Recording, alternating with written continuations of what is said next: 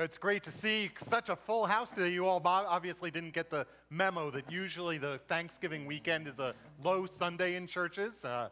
We are delighted to see you here. Can you believe that it is already the first day of Advent? That at the end of this service, we're going to be trimming the tree, that the youth are going to be up here leading us through the 12 days of Christmas. It seems almost surreal. But today marks the beginning of this 4-week journey to the edge of the manger, to welcome this delicate light back into our hearts and into our lives. And so today we're going to be starting a new sermon series we're calling The Canticles of Christmas, to take a look at some of the deeper meanings behind some of our favorite Christmas carols. And today we're going to be starting with one of everyone's favorites. It came upon a midnight clear. It was written in 1849 by Edmund Sears for the Unitarian Church, of all things, in Wayland, Massachusetts. Wonderful, beautiful hymn.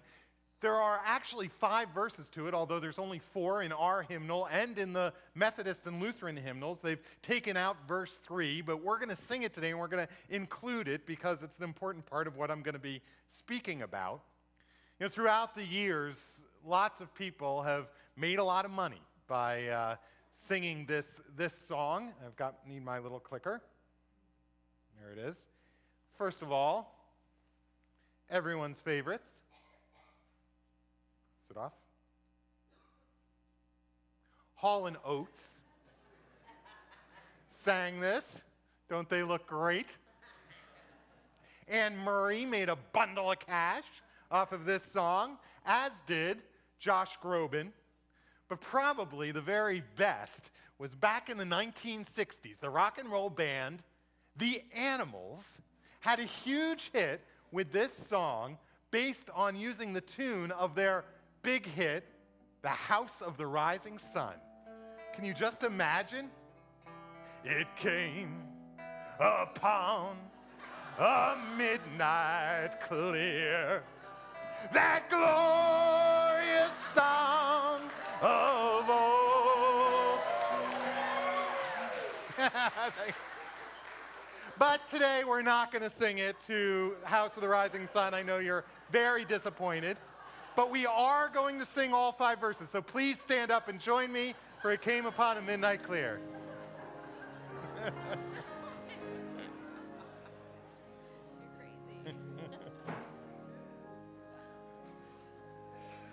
It came upon the midnight clear, that glorious song of old, from angels bending near the earth to touch their hearts of gold.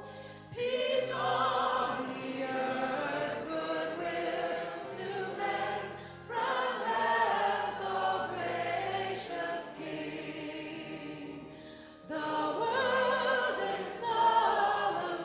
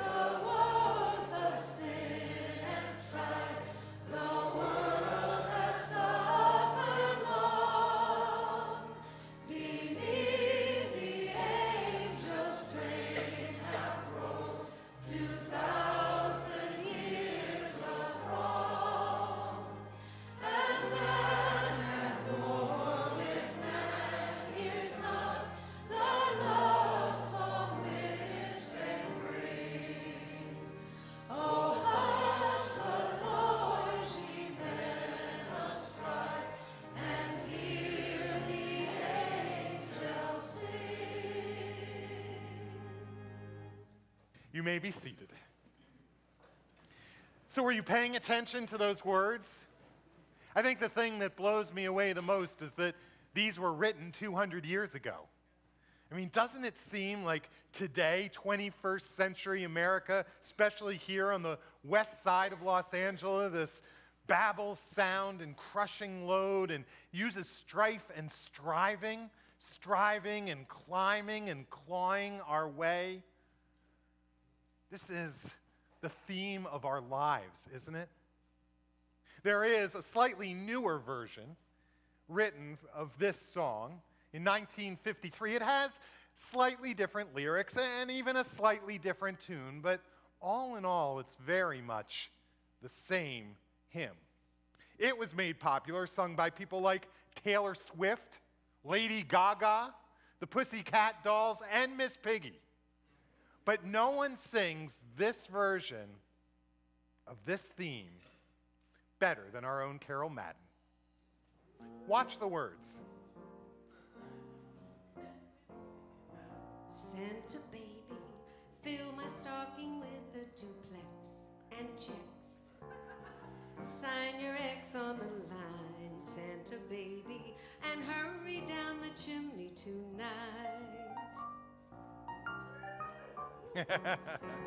Phil, come and trim my Christmas tree with some decorations bought at Tiffany.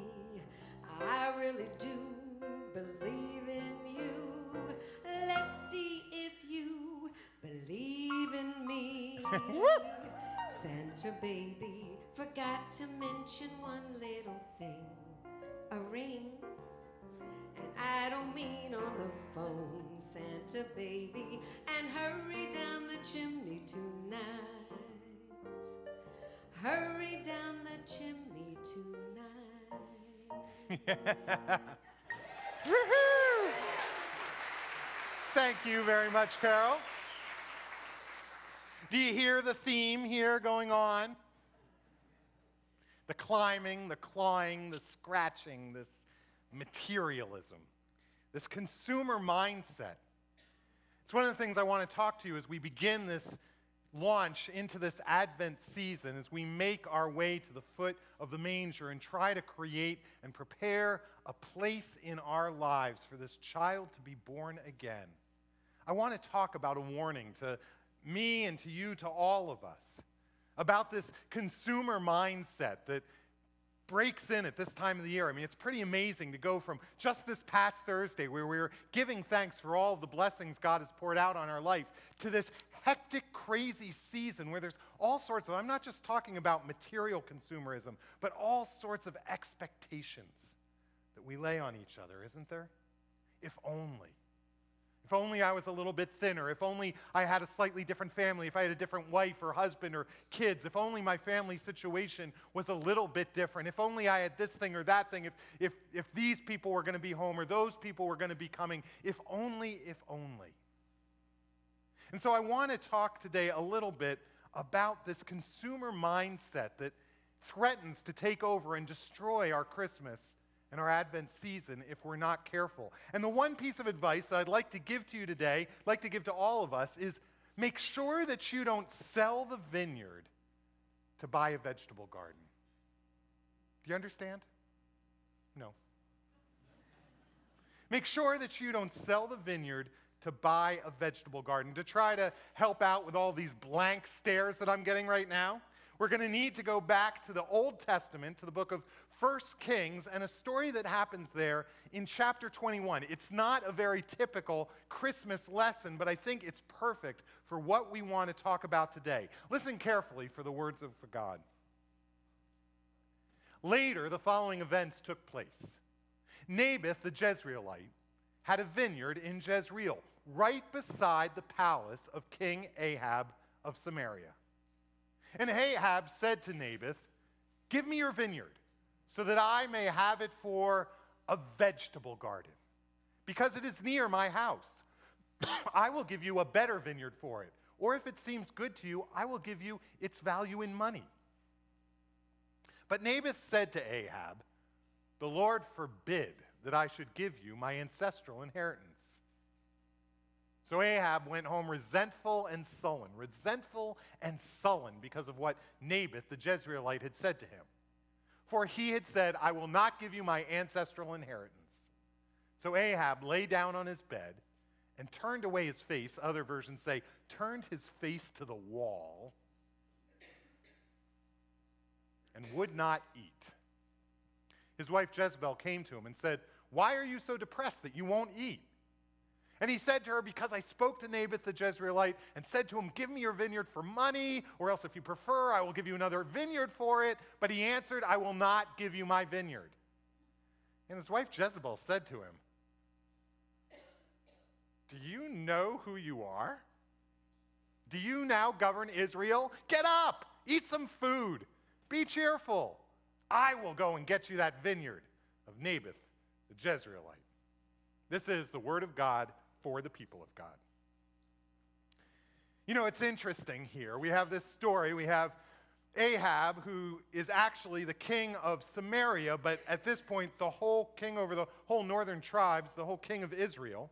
And he goes to Naboth and he asks for this land, and Naboth says no. And there's a little backstory here, because in the book of Leviticus, there is a prohibition set there that every single one of those who live in Israel, whether they're a peasant or the richest of the rich, should all have a small plot of their own land that no one can take from them, that they're not supposed to sell. It's supposed to be passed from one generation to the other. It was the Old Testament and Israel's way of making sure there wasn't any crippling long-term poverty, that everybody would be a landowner. And if for any reason the property did get sold or taken away or something, every 50 years there was this provision that they called, do any of you know, the year of Jubilee, when all property would revert back to the original owner. So it was something that was really impossible to do.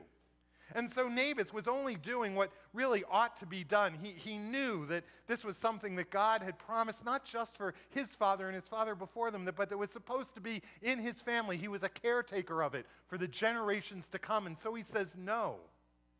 And a lot of the scholars say that the reason that Ahab didn't just take it away from him, the reason he went home sad and dejected, is because he knew that this was God's command. This is the way it was supposed to be. But Ahab wanted that land. I mean, every day he looks out of his palace walls and he sees this vineyard. And he can have anything he wants. He's the king of the entire country. But the one thing he wants, at least for right now, is that piece of land. Isn't that what consumerism does to us? It wrecks things. It wrecks things like our joy. And so here Ahab is lying on his bed with his face to the wall. Our little boy Clay, sometimes when he's really upset, he goes and lies in the bed and he turns his face away from us, towards the wall. And it says in the Hebrew Scriptures that he throws a hissy fit. That's not exactly the Hebrew translation, but it's basically what he says, right? He won't eat. He's all dejected. It said he's sullen and resentful. The only thing he's not doing is holding his breath till he turns blue in the face. And then his wife comes, and this is where we see that this consumer mentality, this mentality of I want whatever I see, starts to affect our relationships. You know, it's interesting. It's been happening to me. I'm a little embarrassed. I'm preaching on this, and yet last night I was just about to order a new computer. The problem with this consumer mentality is it causes us to want everything that we see, whether it's a thing or whether it's a relationship or the situation people have in their lives. We look all around us and we see things and we want them. And then before long, we turn these wants into artificial needs, things that we need to have. And this has been me. I haven't had a new computer in like 8 years, and I've been dying to get a new desktop computer for my home. And first, I've been going crazy for the last couple of weeks. Should I get a Mac or a PC? And I thought, no, I want a PC. So now I have to decide, do I want an Intel chip or do I want an AMD chip? I've been doing the reading on the benchmarks and the speeds, and it looks like the Intel Core i7 will probably open up my documents on average about 2.7 seconds faster than this AMD 8-core would. But I realize I really need that. You know, I think about all the times I'll be opening the documents over a year. That'll probably save me something like 10 or 15 minutes. And then you have to decide, is 4 gig of RAM enough, or do you need 8, or maybe you need 16. I think I need 16. And do you need a 1 terabyte hard drive or a 2 terabyte hard drive? I'm quite sure I need a 2 terabyte because I have probably like 1/10 of that stuff already that I need to put onto it. And then there's that whole SSD, the solid state drive. If you get a solid state drive, then your computer will boot up like 30 seconds faster. I need that. But the real question is whether desktops are even going to be around a year from now, and so I'm going back and forth. Would it be better to get one of these tablets or one of these 2-in-1s? And then you see that the iPad has come out with this new iPad Retinal display. Oh my gosh, have you seen this thing? I need my retinas to be on display. It's what happens to us with this consumer mentality. We see things, and then we want them, and then somehow we decide that we need them. It wrecks our joy, but it's not just our joy, it wrecks our relationships. And so we see Jezebel, this woman who we all know is a paragon of virtue. She comes to her husband Ahab and she says, "What are you doing? Are you the king of Israel or what? This is embarrassing. Get up, eat, get happy, grow a backbone, won't you? What do you want? You want that vineyard? Why do you want a vineyard? You've got enough wine going on here for everybody in this kingdom." She said, "Get up, be cheerful, I'll take care of this vineyard." And so she hatches this incredible plot where she creates a banquet in honor of Naboth and invites him to it and then brings 2 scoundrels who are willing to testify that at this banquet, Naboth curses out God and the king. And so Naboth is arrested, he's put in jail, he's tried, and he's executed for treason to the king. And the really interesting thing is that because it's treason, his ancestral land, which when he dies would normally revert to his family, because he dies of treason, it doesn't revert to his family, it reverts to guess who? The king. I mean, this horrible story. But that's what happens when we get wrapped up in this consumer mentality. It causes us to either resent people for what they have or want to use people as a means to our own ends. The things that we want, the things that we expect, the things that we don't have in this world. I remember when I was doing young adult ministry down in Houston, it was so interesting. So many of our young adults would come to me with these lists of things, these single young adults, lists of things that they were expecting and going to hold out for in their future spouses. Some of them were like 50 characteristics long. Seriously, 50 characteristics. No wonder they were all single. There was like 250 of them. And this was both men and well as mostly the women had these lists of what they wanted. But the truth is, it was mostly the men who would date their way through our group of girls and every couple of weeks break up with another girl saying, "Oh, she wasn't exactly what I expected. She didn't fulfill all of my needs." We show this consumer mentality sometimes in the way that we parent, don't we? When we have this image in our mind of the kind of family we're going to have and the sort of children that we're going to have and what we hope and expect from them. And so we place our own expectations on top of them, and when they don't live up to exactly what we were hoping, we get disappointed and frustrated. Like our kids are somehow the vehicle or means to our own happiness. That is the ultimate in this consumer mentality. We do it when we're looking for churches as well. As we've been having these sermons and conversations about being a more welcoming church, I've been reading a lot of books and hearing a lot of people say, you really can't expect people to come looking for a church and not be consumers. What do we call it these days? We say you're whatting for a church. You're shopping for a church, right? And they say, it's not very realistic because people come saying, okay, is this church going to fulfill my list of things that I'm looking for? What is it going to do for me? What am I going to get out of being here? And they say that, you can't expect anything different as people are coming, and so you need to provide the kind of welcome that will show them that you are the kind of community that they're looking for. But they also say that if at some point they don't shift from that consumeristic mentality to saying, well, how can I serve my church? How can I serve God in this situation? How can I be part of furthering God's kingdom through this group of people? And we're going to end up just ultimately frustrated and disappointed. Sometimes even our relationship with God gets invaded and infected by this consumeristic mentality when we start to see God as some great Santa Claus in the sky that's going to bring us the things that we think that we need and we think that we want. Like some cosmic universal vending machine that we put in our prayers and our tithe and our church attendance and our good works, and then out is going to come the kind of life that we think would be best for us. And so the question that I want to pose today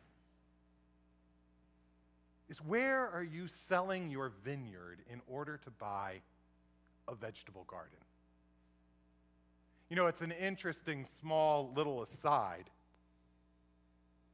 that the people who are hearing this story, they would have known exactly what was going on here. I mean, it's not a bad thing to want a vegetable garden, right? Vegetables are good for you. Nothing wrong with a little bit of vegetables. But what everyone who heard this would have known right away was that Ahab was throwing away something of incredible value for something of immediate desire and effect.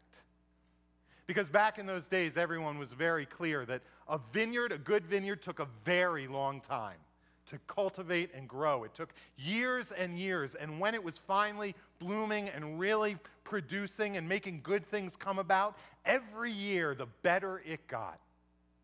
And yet a vegetable garden was just a matter of wiping everything away, throwing in some seeds, and that spring you would have your vegetables.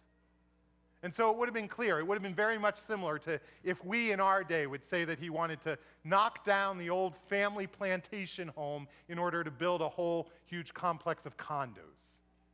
That would have been the sort of thing that they would have heard when they heard this. Because it's so common, isn't it, for us to sacrifice the greater, more important things in life in order for the more immediate desires that we think we really need at the time. And it happens nowhere more abundantly than during these 4 weeks, during this Advent season, that we get so tempted to let go of the vineyard in order to have the vegetable garden. It's like the dad who so focuses on their career, thinking that that's what's going to be good for their family, that they don't spend any time at home and they don't get to know their kids and they're not close to their kids. And sure, they have a big house and a fancy car to drive these kids that they don't know around in, but at some point they realize that they've made a deep sacrifice. And so my question to you today is, when it comes to this Advent season, what is the vineyard to you? And what are the vegetable gardens?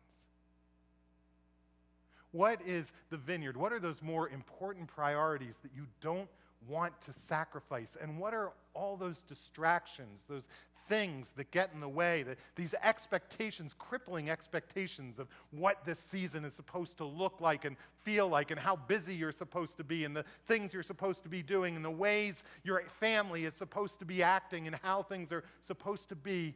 What is your vineyard, and what are your vegetable gardens? And what would it take for you to really focus your time and your energy, your heart and your passion on the things that actually matter in these 4 weeks? For you to say, no, I will not sell this vineyard. O ye beneath life's crushing load, whose forms are bending low, who toil along the climbing way with painful steps and slow. Oh, hark! The golden and gladsome hours come swiftly on the wing. Oh, rest beside the weary road and hear the angels sing. May we all be listening very carefully this Advent season. Amen.